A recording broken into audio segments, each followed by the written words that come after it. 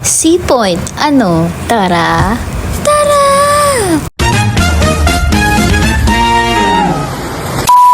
Hello, hi and mabuhay! Ngayong araw ay pupunta tayo ng Marikina.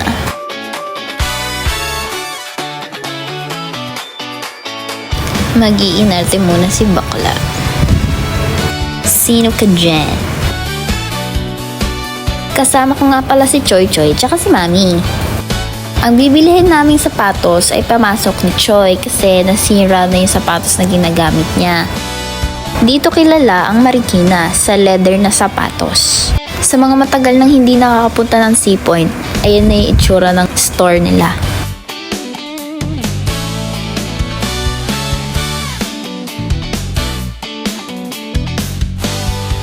At ayan, may napili na siyang sapatos. Chinecheck lang ni Mami kung may allowance pa ba or wala na. Si Choy talaga yung pumili niyan. At masaya naman daw siya. After namin bumili ng sapatos ni Choy, naglakad naman kami papuntang Sakayan. Pupunta naman kami ng SM San Mateo para humanap ng sapatos ni Mami pang pickleball.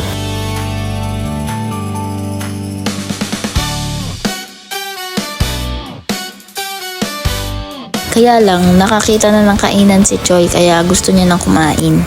Naghanap muna kami ng kakainan niya.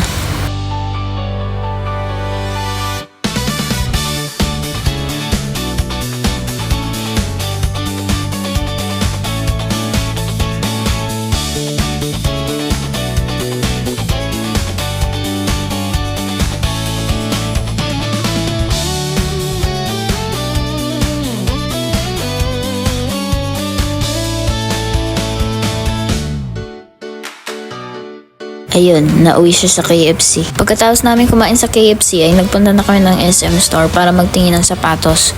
Kaso wala kami nakita na pang pickleball kaya mag-order na lang kami sa TikTok.